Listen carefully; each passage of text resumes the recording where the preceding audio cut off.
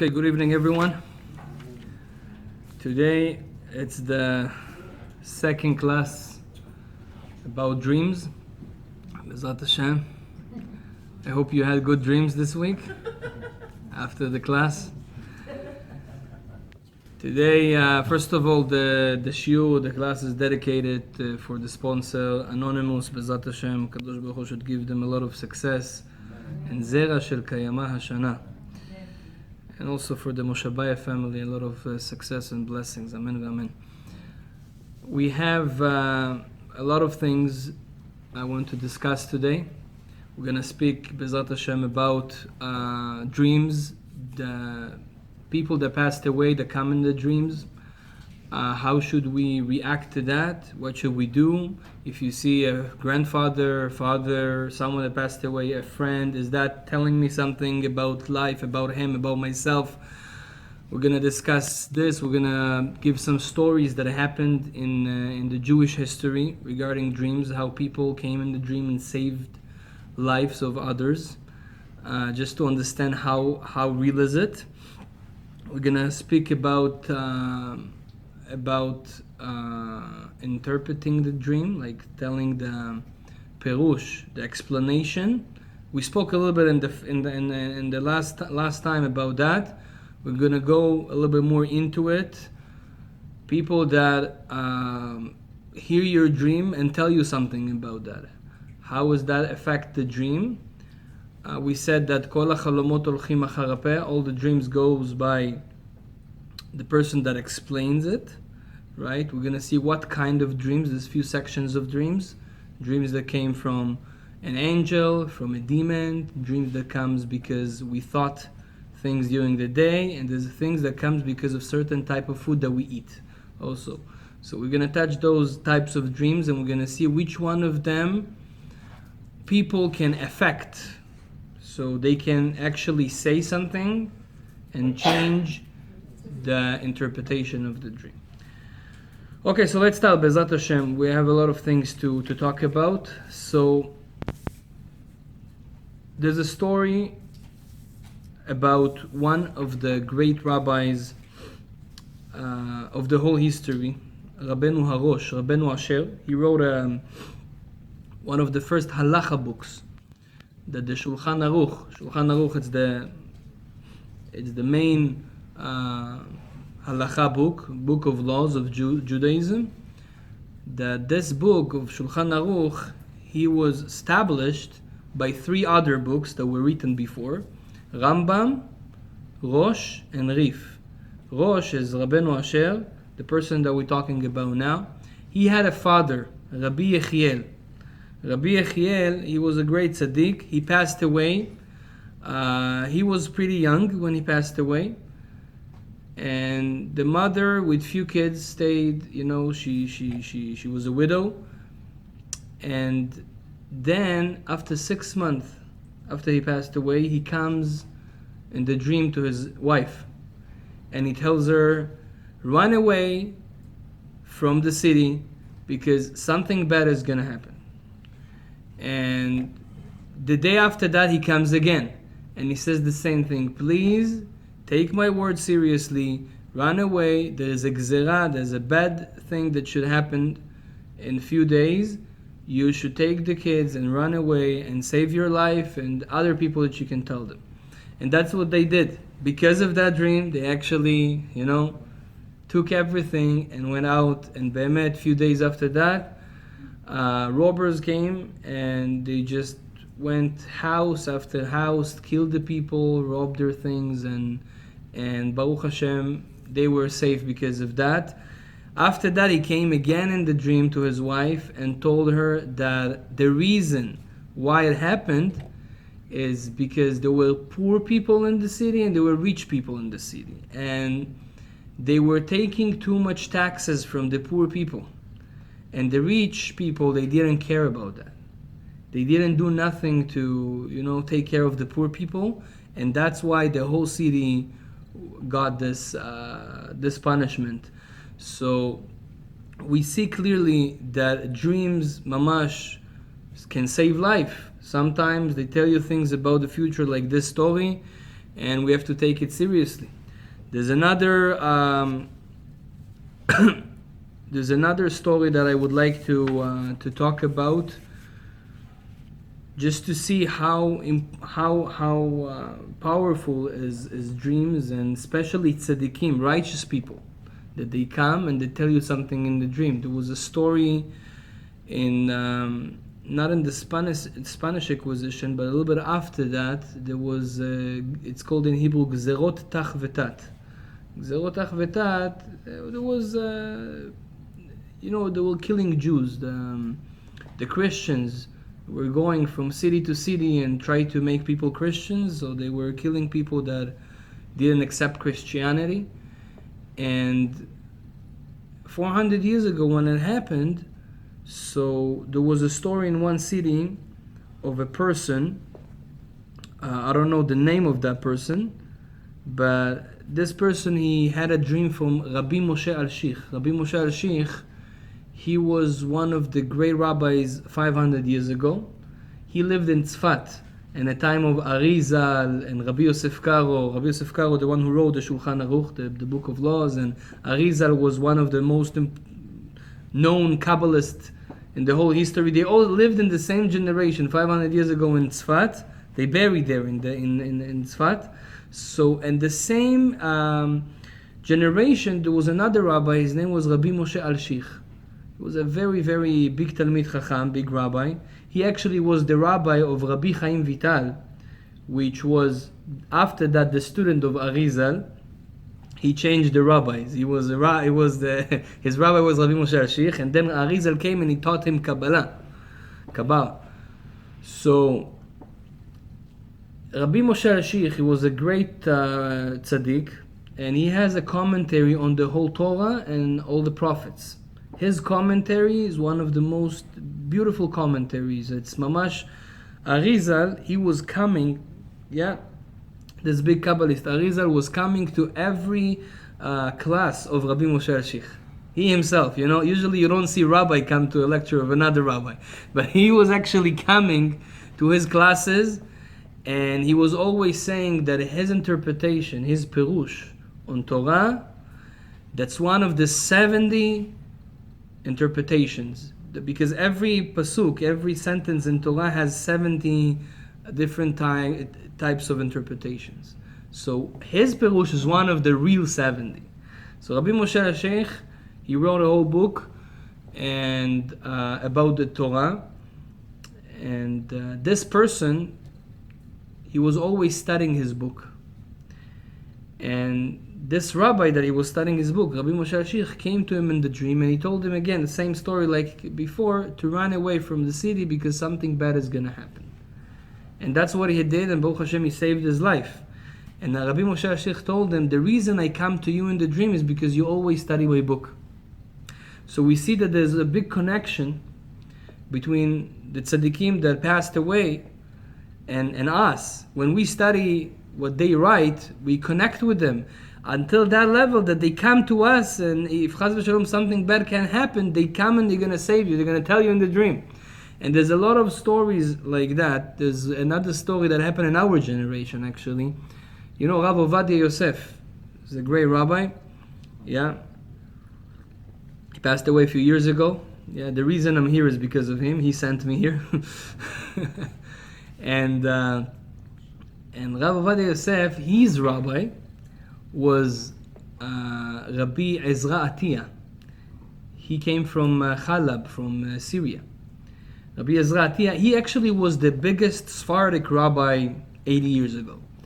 And he was the Rosh Yeshiva, the head of the Yeshiva Porat Yosef, which is until today in Jerusalem, near the Kotel. You have a big yeshiva, Porat Yosef, that's the big Sephardic yeshiva. He was the head of that yeshiva. And he had a son, Rabbi Israel Atiyah, the Rabbi of Rav Ovadia. He had a son, and the son got very sick. He had a fever. Thank you. He had a fever, 42, which is like really bad. He was almost died. He almost died. And they didn't know what to do. And they tried to talk doctors and tehillim and prayers and different things. And then the rabbi went to sleep he fell asleep, and one of the great rabbis that wrote an interpretation on the Talmud 350 years ago, Maharsha, that's his nickname, Maharsha, it's Rabbi Shmuel Idlis. Yeah, it's a very known, every book of Talmud that you're gonna get, if you're gonna open the last pages, right, you're gonna see the Maharsha Rabbi Shmuel Idlis, which is very interesting. Idlis, it was not his name, it was the name of his mother-in-law. But he changed his last name to the last name of his mother-in-law. Why? Because he didn't have a father and mother. When he was a kid, he was an orphan. And his mother-in-law, which became his mother-in-law, she adopted him. And then she adopted him. And then she gave him her daughter as a wife. And she also supported him until he became a rabbi. He was not working. So this lady actually built his life. So he said, I have to take her name and put it as my last name. So every person that will read my books, he will always mention her name as well. Rabbi Shmuel Idlis. Idlis was his mother-in-law. So in every Talmud, you're going to have his interpretation at the end of the Talmud. And Rabbi Israel Yakobov was always studying this. He liked the explanations of Rabbi Shmuel Idlis, of the Maharsha. So he came to him in the dream at that night when his kid was sick, 42 degrees fever. And he told him that because he studied his books and he teaches to others, so he prays for him in Shamayim in heaven, and your kid is going to be okay, he's not going to die. And just for you to know that this dream is true, when you're going to wake up, check his fever is going to be already 37. And that's what happened. He woke up, he checked the fever, was 37. So you see clearly that, first of all, people that you study their rabbanim, rabbis that you study their books, they're connected to you. They're connected to you and they care about you. And they want to help you. And usually they do it through dreams. So that's two stories to feel how dreams are true and actually help us in every day. Baruch Hashem. Another thing, we spoke a little bit about people that passed away, that they come in the dream. So a lot of people ask questions about that. Always I get phone calls, Rabbi, what happens if I saw my grandmother and what should I do? Is this telling me something? And stuff like that.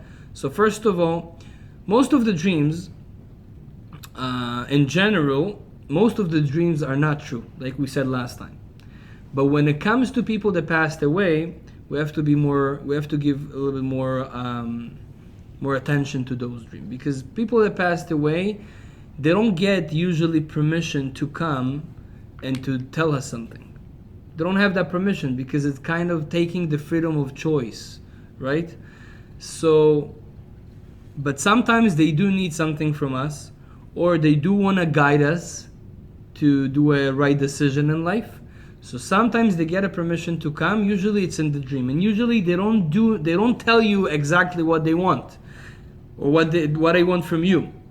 They don't have the permission to do that, to say it directly. So usually they're gonna try to show it to you in different ways. That's why when you see someone that passed away that comes in the dream, you have to remember what you saw, like how he was dressed. If he had white clothes, very nice looking, his face smiling, that's usually a good sign. Sometimes this is a sign that maybe you think too much about that person, you're very sad that he passed away, and he tells you, I'm okay, I'm feeling well. But sometimes if you see the opposite, if you see that this person has ripped clothes, or he doesn't look good, he's sad or alone, different things, this is a sign that he needs something. And he can't do, because he's in the next world. The next world, you don't have a body to do mitzvot, to change something. Changing is only here. So he wants you to do something for him. So usually when you see such a dream like that, right away give tzedakah for that person and go ask a rabbi about it. Now, if you thought about that person a lot and then you see him in the dream, most likely that's because you thought about him. But if it just like came to you, you didn't think about him the same day or the same few days before, so that's enough to know that he needs something from you and you should do something. Usually tzedakah, that's the best. And you mentioned last time the story with my mother, right? I didn't tell you that story? That I think I said it once in the English lectures, maybe. Anyways, I'm going to tell you again. Half a year ago, my mom, she's a makeup artist, so she has a lot of clients, and so she has like Jews coming and non-Jews also. So one time she has a lady, she's Armenian, from Armenia. Yeah. So she's kind of doesn't look Jewish, and she's not Jewish, but she comes to my mom all the time. And my mom, she's very spiritual. She tells them like Torah stuff, and gives them a lot of faith and emunah. So one time she came to my mom. She didn't have an appointment. She was like shocked, and she was telling her, "Listen, I have to talk to you about something." So my mom says, "Okay, fine. Well, what's the problem?" She says, "I had a dream. My grandmother came to me and told me that I'm Jewish." That's what she said. Like, she told me that I'm Jewish. And she went and she found out that she's really Jewish. That this dream was true. She's Jewish. And she said that in the dream she told me that she needs something from me. So I told her, "What do you need?" But then she told me in Hebrew. And I doesn't understand Hebrew. That's what she says. So she came to my mom because my mom knows Hebrew. So my mom says, "Okay, so what did she tell you? I'll tell you in Hebrew." She says she needs tzedakah. What's tzedakah? So my mom was shocked. Like, tzedakah, that's donation. So you see clearly from that story, and of course it's written all everywhere, that tzedakah, donations, it's one of the things that elevates the soul the most. Because that's one of the greatest mitzvot that we have. So that's what I'm saying. When you have a dream about someone that passed away, and you see that he needs something, or he's not comfortable, it doesn't look good, right away give tzedakah. Then maybe ask the rabbi. Maybe sometimes I had few times that situations like that came.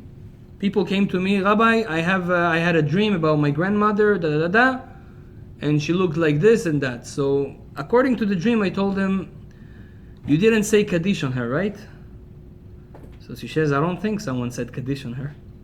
Like maybe only one time." So I said, "No, so nobody did Kaddish on her." So I said, "You should start to say Kaddish, because if someone, according to Kabbalah, if someone, they didn't say Kaddish on him a whole year, yeah, that's not good. So you should do it now." So I told him to do that. And I had few cases like that I understood from their words, from the dream, that this person needs something. And usually it's Kaddish, or to do a azkara, like some blessings for him, certain prayers for him, certain stuff like that, right? So, Baruch Hashem, because of the dream, they went and they did it. And sometimes the person comes again after they did Kaddish and told them, like, "Thank you." And we have a whole story in the Talmud about that, about Rabbi Akiva. That Rabbi Akiva had the same story. One person came to him in the dream, and he saw him in the dream, and he saw that he's sad. And he says, "Why you're sad?" He says, "Because I'm in a bad place up there." So he says, "But why?" He says, "Because I was not a good person, and I was doing bad things." So he says, "Okay, but don't you have a son that prays on you and say Kaddish?" He says, "Yes, but my son is like me, and he doesn't know all of this." So he asked him, please go, my son, this is his name, and he lives at that city. Find him and make him say Kaddish on me. So Rabbi Akiva took it as his project, and he went to that city, and he asked the people, do you know this guy? So they cursed him. He says, this guy is a bad person. And you know his father? Yeah, they cursed him even more. So he says, okay, those people are like really bad. But okay, but they're Jews. I have to help them. So he found him, and he convinced him to learn Torah, to learn how to say Kaddish, and then he went to the Torah, he said Kaddish, and he said Barechu et Hashem HaMevorach by himself. Rabbi Akiva was sitting with him and teaching him that. You know, Rabbi Akiva didn't have a free time. The guy didn't see his wife for 24 years. You know, he didn't have free time. So, but this was so important to him that he spent time on that. And then after that, this person that passed away, he came again to the dream to Rabbi Akiva and told him, thank you that you did it for me. So there's tons of stories like that even from our generation. I heard it from one of the rabbis in our generation, that there was a person that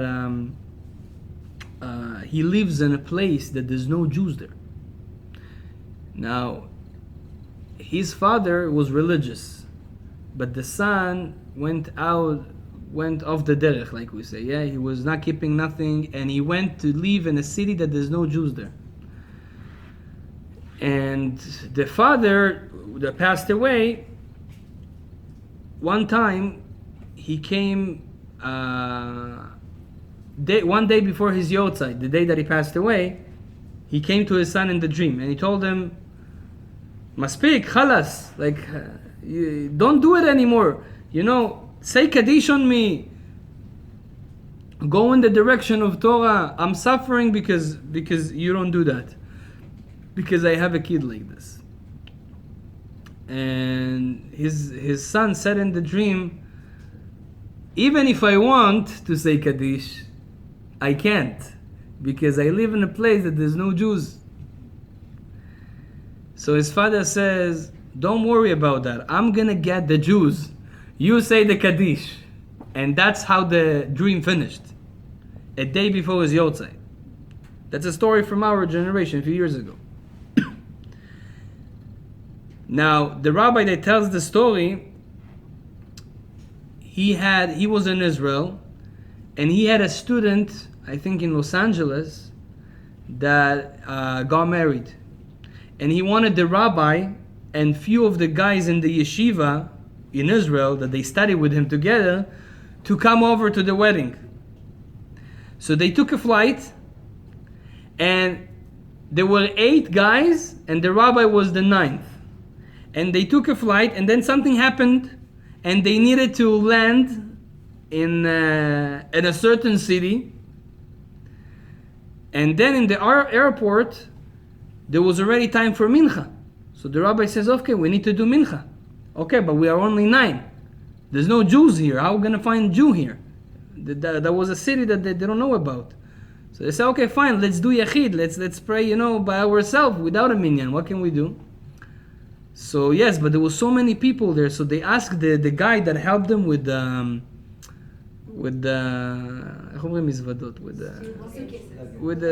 suitcases. They had a guy with the luggage that helped them with the. They asked him, "Do you have like a room here somewhere that we can like quiet pray?" So he says, "Yes, if you want, we have a room there. Let's go." So he brought them there. So they were gonna do mincha, and then they started to do mincha. And after they finished mincha, the guy with the suitcase, with the luggage, tells them, "But hey, you didn't do Kaddish." So they looked at him. You know what's Kaddish? Are you Jewish? So he says, "Yes, I am."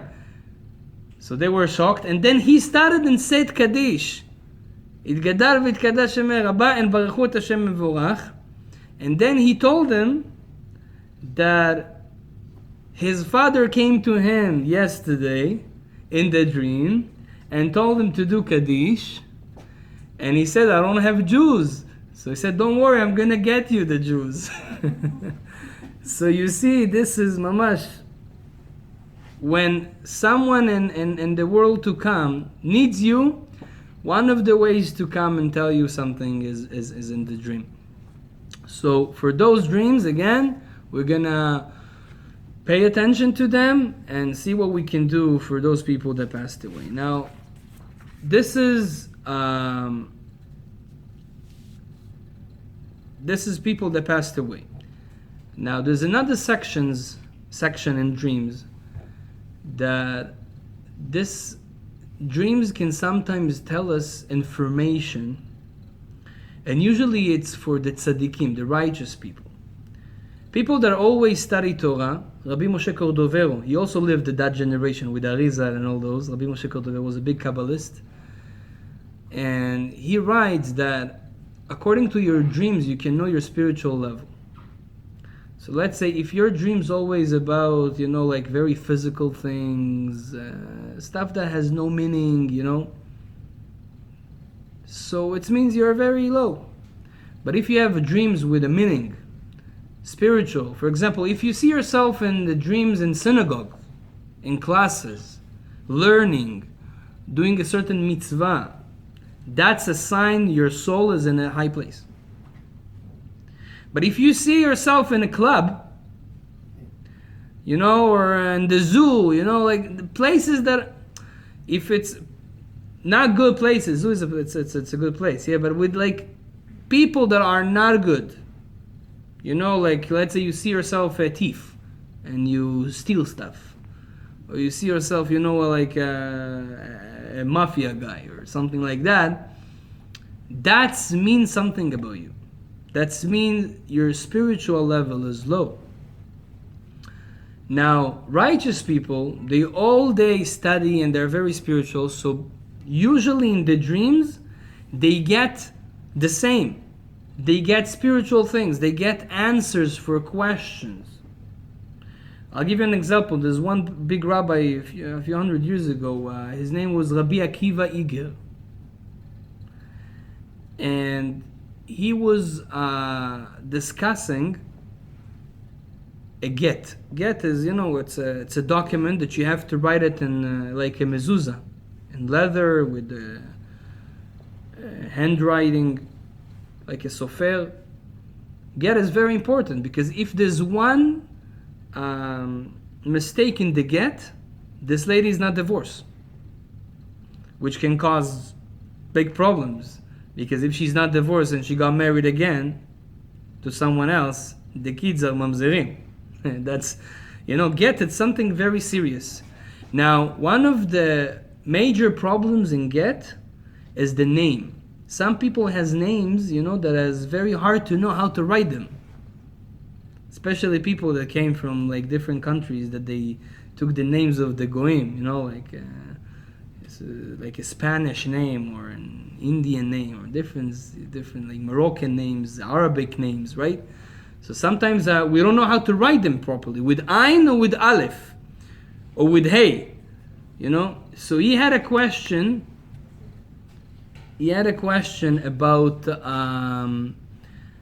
Akiva, the name Akiva.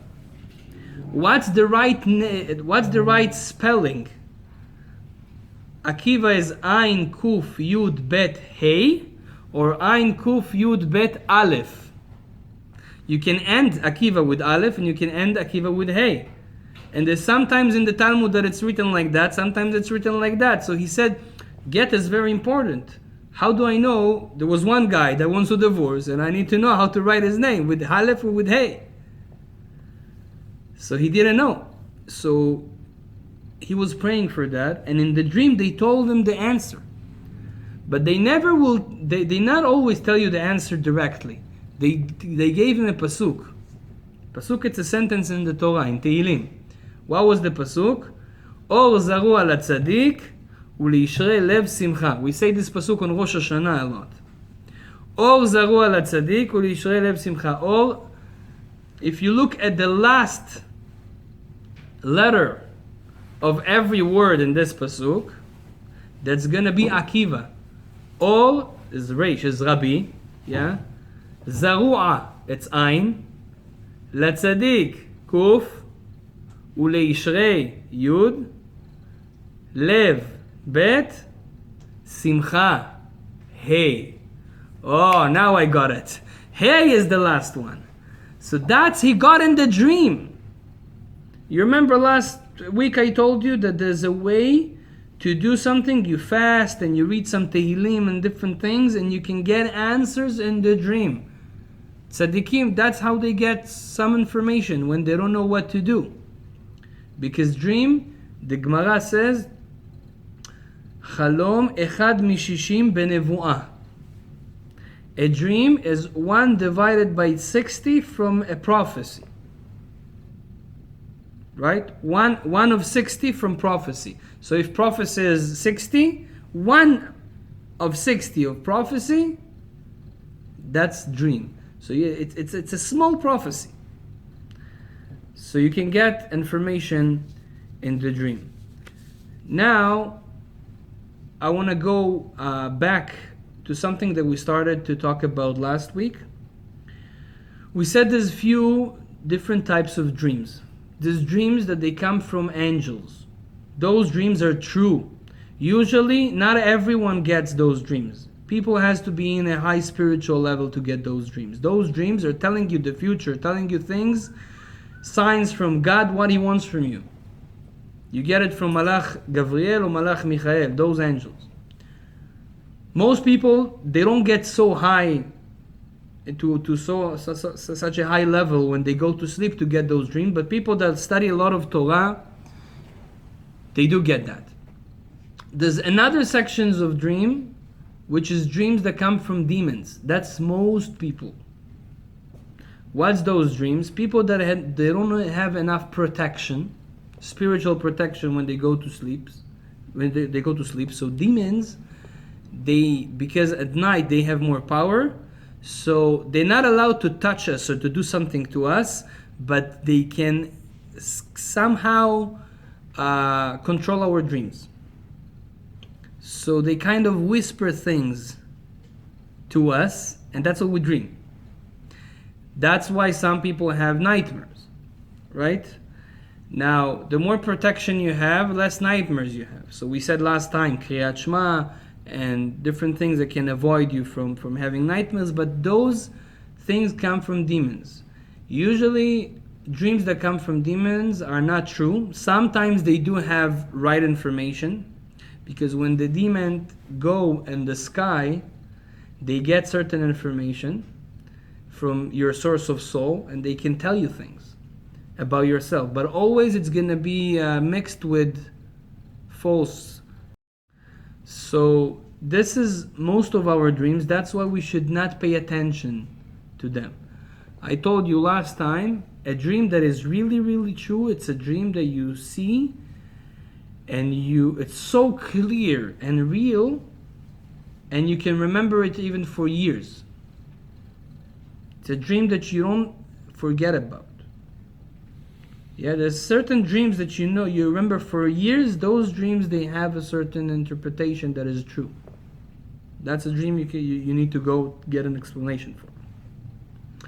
The most of the dreams are from demons. There's certain types of dreams, they come from thoughts, like we said, which is also most of cases. We think about things, and all those things, it's in our subconscious mind, and that's what we dream.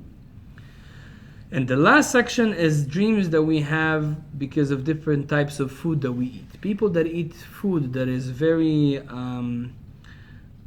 heavy, a lot of milk or a lot of meat with fat things, they make a lot of ashanim. Ashanim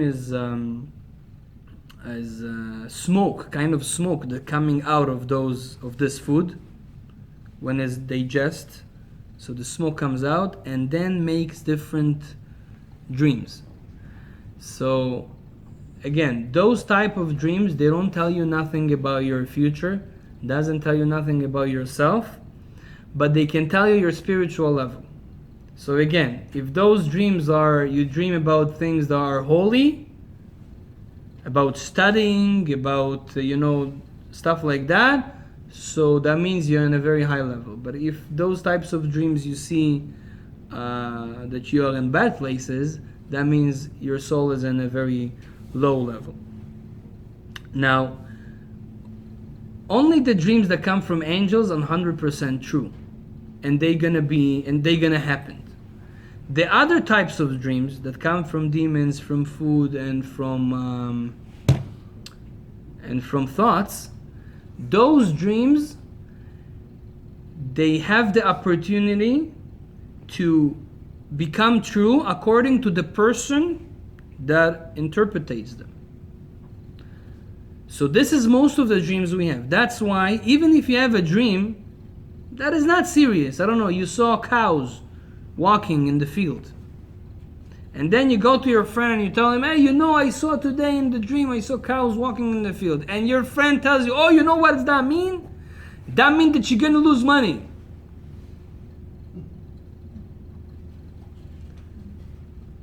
And if that's what he said, most likely that's going to happen.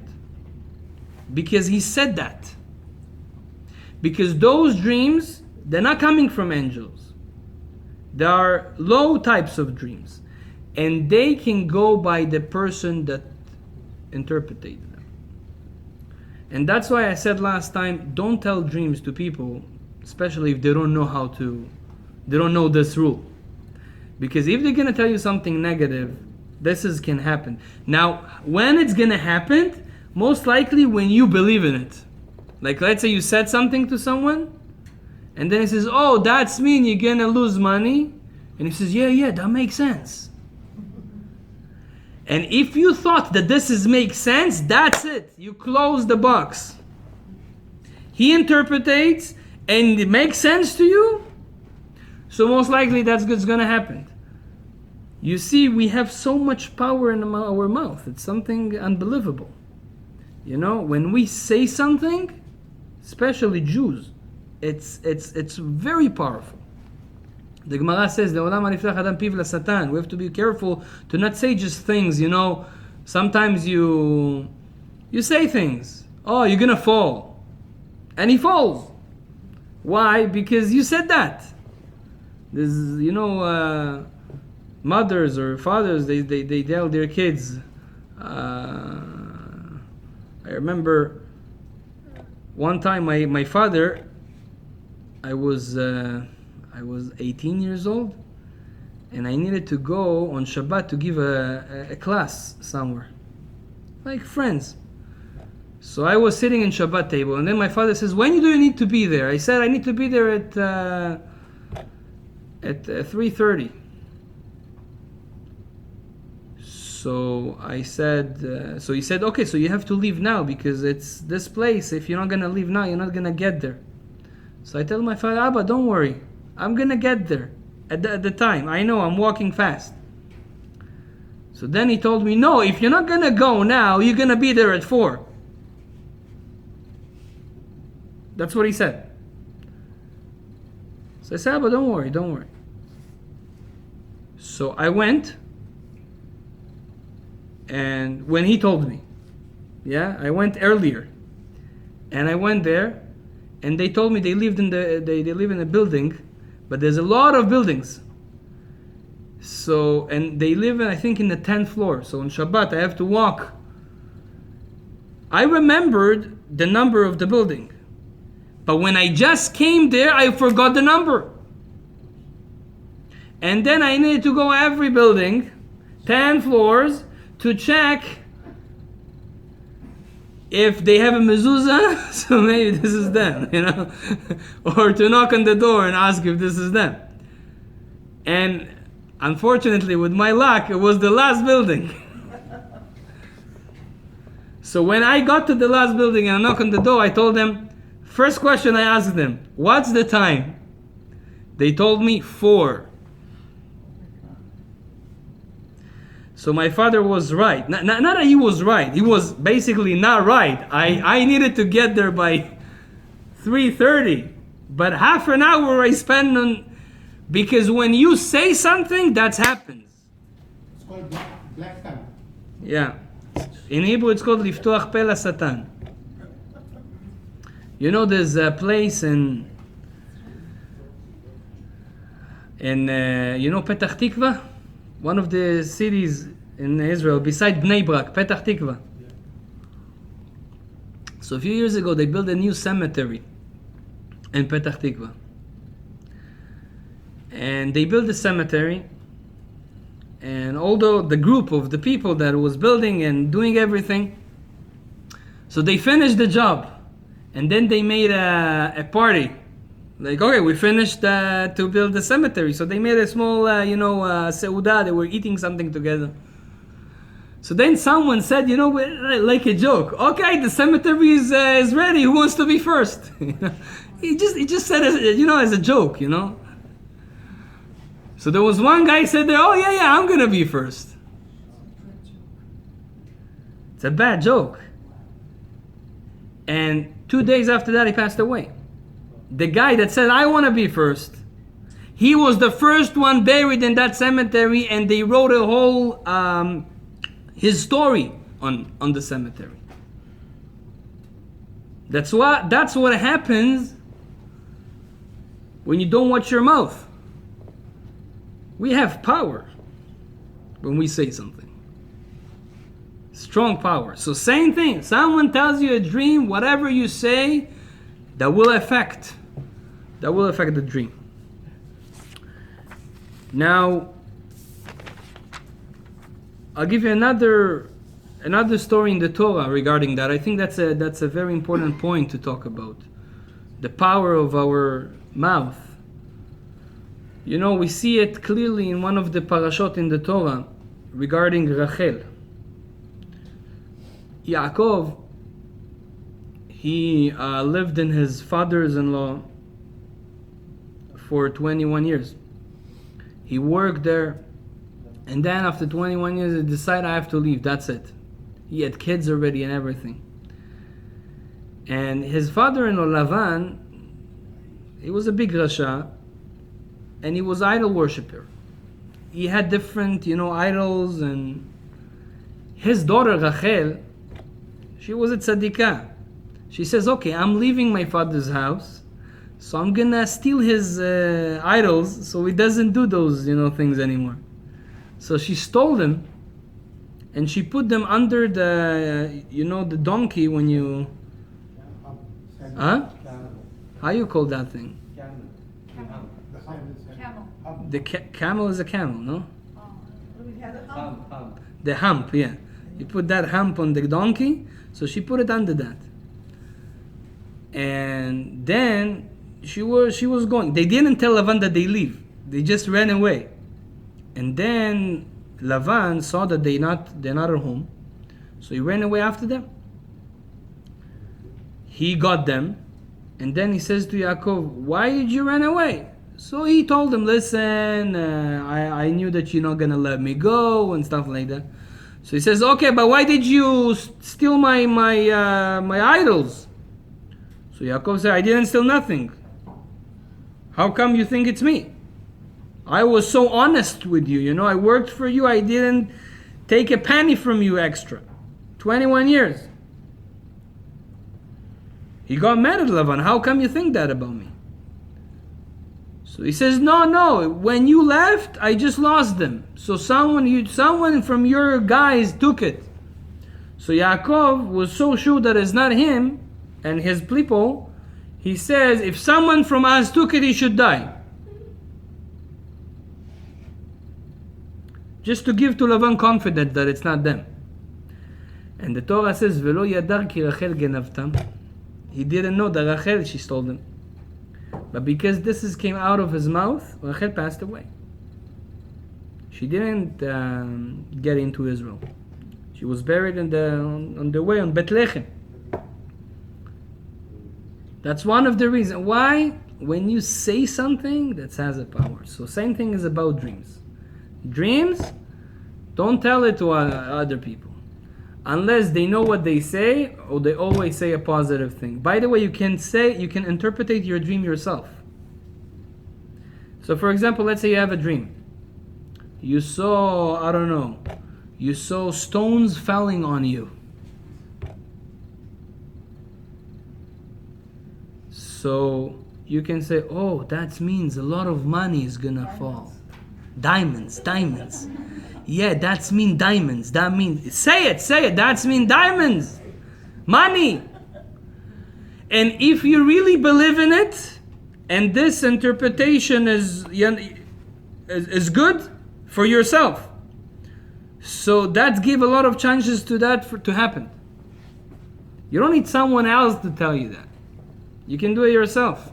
And you remember what we said last time? You can even write it down.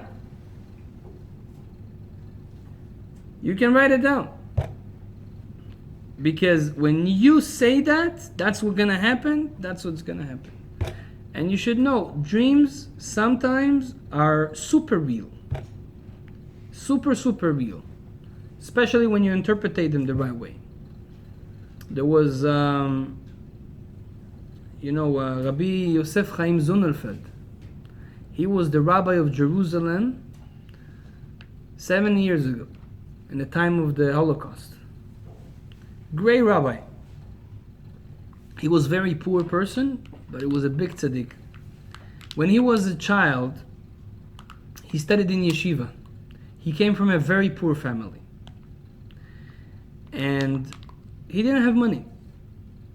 One time, he saw a dream. In the dream, they had lottery back then also. Different type of lottery. He saw it in the dream. The three numbers was with three numbers back then. The three numbers of the lottery. But the problem is, he saw that clear in the dream. So he said, okay, I'm gonna buy a ticket, and that's it. So then, but he thought to himself,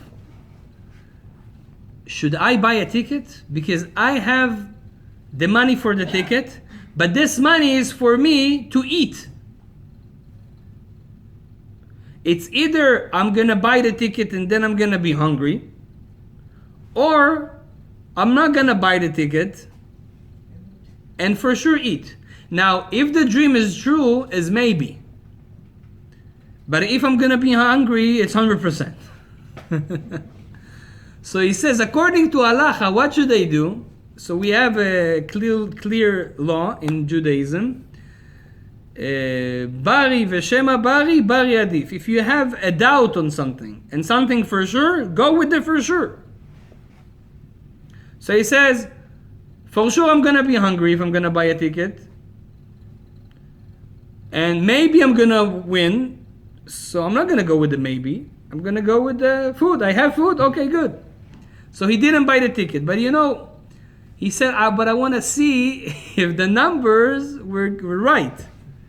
And then he saw that the three numbers were the three numbers that won. That was the win ticket. So then he said to his students, what do you think? How you think I felt at that moment? Most of people, they will feel bad. Why? I just lost the opportunity. He says, no, I didn't feel bad because I know I did the right decision. I did the right decision. If Hashem wants it, He can do it. I told you the story about my grandfather? I didn't tell you? That's cool. My grandfather, Hashem yiten lo arichut yamim. He, from the day he came to Israel, he was every day, every week, buys the lottery ticket, 10 shekels, maybe I'm gonna be a millionaire. After 20 years that he is doing it every week,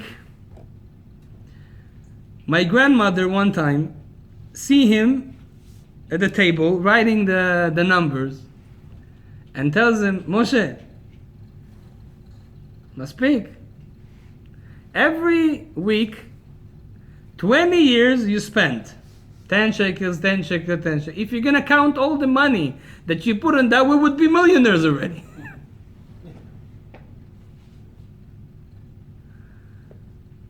So you heard her. You already wrote the numbers. He says, okay, fine. I'm not going to send it. He didn't send it. He checked the numbers. All 6 numbers. All 6 numbers. He got crazy. I told him, Saba, you don't see Hashem? This is God. That's not normal. 20 years, you have ticket every week. 1 week you didn't send the ticket, and that week you win. That's a miracle. You should look at that way. You know? That's yeah. So you see. Now, by the way, I know that in Toronto there's a lady. She's 80 something years old. A few years ago, she won the, I think, Lotto Max or the 649. I'm not the 649. How she won? She had a dream. A lady from here in Toronto. Go search in Rabbi Google. It will tell you. Huh? The Jewish lady? I think she was Jewish. I'm not sure what was her background. Huh? She's a Jewish lady. He knows, yeah. She said that she had a dream with all 6 numbers. She went to the place. She filled the ticket. And Baruch Hashem, she got the money. It's from Hashem. She got it in the dream. So you see, even those stuff can happen, you know? Next time you have a dream like that, please, you know, let's share the numbers. I'm just joking. It's not always good to be rich, you know? Chachamim say, Ezeu Ashir, Asameach B'chelko. Who is a rich person? If they ask you, who is a rich person? So you said, someone that has more than $1 billion, we can call him a rich person. That's what people will say. Chachamim, our rabbis say, no. Ezeu Ashir, who is a rich person?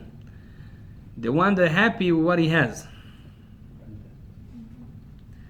When you're happy in your part, you are rich. You can have $4 billion, $50 billion, or like this Amazon guy, $100 billion. Huh? Someone told me, why does he have such a blessing, you know? $130 billion. So I told him, you know his secret? His company is called Amazon. Birkat Amazon. Birkat is a blessing. The blessing of Amazon. You know, Amazon is food, is money. So he got the blessing. He got the right name. Anyways. But he divorced his wife. No, okay, that's already his thing. They lost half the money. Maybe she didn't do Birkat Amazon. I don't know. 120 billion. So the one that is really rich is a sameach b'chelko. When you're happy with what you have. You can have $20 in your pocket, or even less than that. But you're really happy with what you have. You're satisfied. It's all in here. So you are rich. And one that has 100 billion, but he's not satisfied. He wants more. I always ask myself, why those rich people work so much? You know, I know a lot of them. They work more than me. They don't need to. You have billions. I have a friend. He has like $3 billion. I asked him that question. I told him like, "Ma koreh lecha? What's happening with you? Like, why you work more than me? I don't understand you." It's something you can't. Huh? Not to lose. Yeah. That's Hashem created the system. Chachamim said, "Yesh lo maneh rotzeh 200, yesh lo 200 rotzeh 400." When you have 100, you want 200. When you have 400, you want 800. When you have a billion, you want 2 billion. And that's very hard to get. And you don't want to lose that. You're already in that level. So you work and you are tired and you miss life. That's not how we should get rich. Anyways, yeah. So we said dreams are going by the person that interprets the dream. Any questions on dreams? Yeah. See in your dream not a Jewish person who passed away. Yeah. Does it mean the same thing? Yeah. If you see a person, doesn't matter if he's Jewish or not Jewish, it sometimes means you can do something for him as well. Jews and non-Jews, they, even though they can be in different places in the world to come, but they do have also elevation. It says in the Torah that you can say Kaddish on a non-Jew as well. Yeah. There was a question was asked to one of the big rabbis of our generation regarding a person that converted. And his original father, the non-Jewish father, which is your biological father, passed away. So he asked if he can say Kaddish on him. And the answer was yes, of course. He raised him. Okay? So yeah, maybe you should give tzedakah for him as well or something. Maybe he's not in the place that he wants to be there, so you can help him. Definitely. That's definitely right to do. For Okay? 1 year? What? You do it for 1 year? No, I'm not saying to say Kaddish on him, but I'm saying that you can do something for him. You can do something and you need to do something. You know, I'll tell you another story that happened with me. One of my father's uncle passed away, and long time ago. And his son, the uncle's son, is not an observant Jew. He doesn't know like Kaddish, Hebrew, doesn't read, doesn't do all those stuff. And my father, he is doing those stuff. So a few years ago, my father saw a dream. And he saw him in the dream. And in the dream, his uncle was saying psukim, was saying different sentences from Torah, from the prayer book. So he was saying, Tov Shem Ishem and Tov Yom HaMavet Miyom Yivaldo. Those sentences that we say when we do hashkava, when we elevate a soul, we say hashkava. So those psukim, he said that in the dream. And then he woke up. So my father came to me and asked me, like, what does that mean? So I said, it means that he needs something. So he called his son, the uncle's son, and he asked him, tell me, where is the yortzeit of your father? Where's his day that he passed away? So he told him, whoa, it's today. So he was shocked, like, I didn't know that it's today, and today he came to me in the dream first time, in his yortzeit, saying the words of the Ashkava. So my father was shocked, and me too. So I told him, listen, it means we need to do something for him. And why he came to you and not to his son? Because you understand. You will get the hint. So we did a whole Seudah Shlishit in our community. People were blessing food, and I give Shiur Torah, and other people say Shiur, the words of Torah. And then I said Kaddish, and that's the first time in my life that I say Kaddish, and my body was shaking. Mamash. Like I felt something, like we did something very, very important, very big. So you see that they come to you and they tell you what they need, when they need. It's very, very interesting, you know.